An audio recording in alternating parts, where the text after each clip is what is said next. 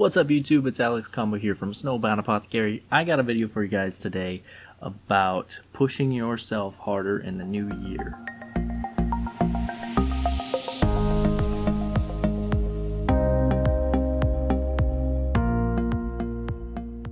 First thing that I want to talk about is pay yourself first. Paying yourself first is a great tactic that makes you want to do business more often. While this works really well for small businesses, it can be harder for big businesses to take advantage of this because most of the time the leaders aren't in commission-based positions, but when you're just working a startup company, it's a good idea to start paying yourself first before you start paying the bills, before you start paying the taxes.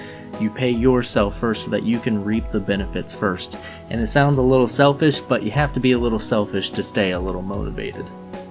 When it comes to the new year, you need to jump into new challenges every single day. That means putting yourself in the position every day where you are taking risks to grow your company, grow yourself. You are constantly taking these new challenges ahead of you and pushing yourself harder, pushing your business harder than you ever have before, because these challenges are going to be what grows you mentally, what grows you physically, and what grows your bank, if you know what I'm saying. So if you are constantly taking on these new challenges, you've got nowhere to go but up, which is ironic based on the image I used for this quote. Nostalgia is not power, foresight is. The ability to see the future is more power than the ability to feel something emotional based off of the past. Feeling something emotional based off the past can actually hold you back more than push you forward at times, because you sit there and you do something and you fall into the same mistakes over and over again because all you're thinking about is how good this made you feel when you were 10, 12, 15 years old. So you just constantly put yourself in that situation because it makes you feel great, and you think this is the only way to make yourself feel great, when in reality there are thousands of other ways to make you feel great. It's just the fact that you can link that back with a memory, that you get the emotional and you get the memorable connection. But in reality, what you are doing is you are actually linking the memory and you are not creating new memories. When it comes to foresight, what you're doing is you're actually creating new memories all around you. So you're creating the future that you want to live in because you are thinking about what you want the future to look like. You are thinking about the different obstacles you're going to face in the future. You're thinking about every single little thing that's going to go on in the future rather than just living in the past. Have you ever noticed how some people, all they ever do is they talk about high school, they talk about all these accomplishments that they had maybe in college football, college baseball, some college university or something, but they never talk about their modern accomplishments that they're doing? It's because they're constantly living in nostalgia and in the accomplishments of the past. And have you ever noticed how when they talk about those things, people typically do not really listen to them very much? They listen to them more if they're talking about accomplishments that they did within the past 1, 2, or 3 years than they would if they listened to the accomplishments they did 10 years ago, because 10 years ago is a long time ago, and a lot of things can change about who somebody is in 10 years. Now the thing is, anybody can change who they are, and it doesn't take 10 years to do it. You are who you think you are. Whatever you're telling yourself about yourself is who you become. I've said this before, so I'm not going to touch on this too much today, but you just need to realize that you are in control of your thoughts, and you are in control of the projection that you put upon yourself based upon your thoughts. So that means you need to control the way that you think of who you are, because that is controlling who you actually are. Creativity moves through all platforms.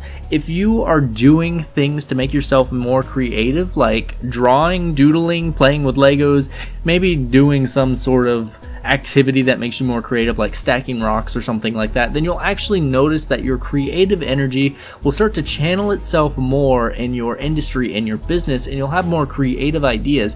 Because the thing is, there's two sides of the brain. There's the logical side of the brain, and then there's the creative side of the brain. The emotional side of the brain is what they call it. But that side of the brain, if you are building the strength and the power of that side of the brain, then you are able to utilize that in other areas.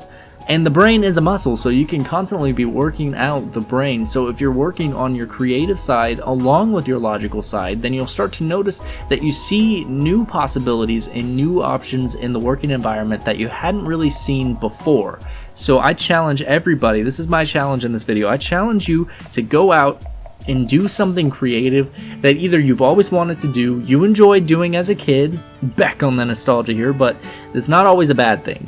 But sometimes doing something that you enjoyed as a kid will bring upon that creative side more, because it'll activate that childish, playful side of your brain, which is the same side of your brain as the creative side. So I challenge people to go out there and start to think more creatively so that they can see what creative ideas they'll have for their business and for their personal life. The last quote I want to leave you with is anticipation outweighs impact. The thing about this quote is anticipation can go both positively or it can go negatively.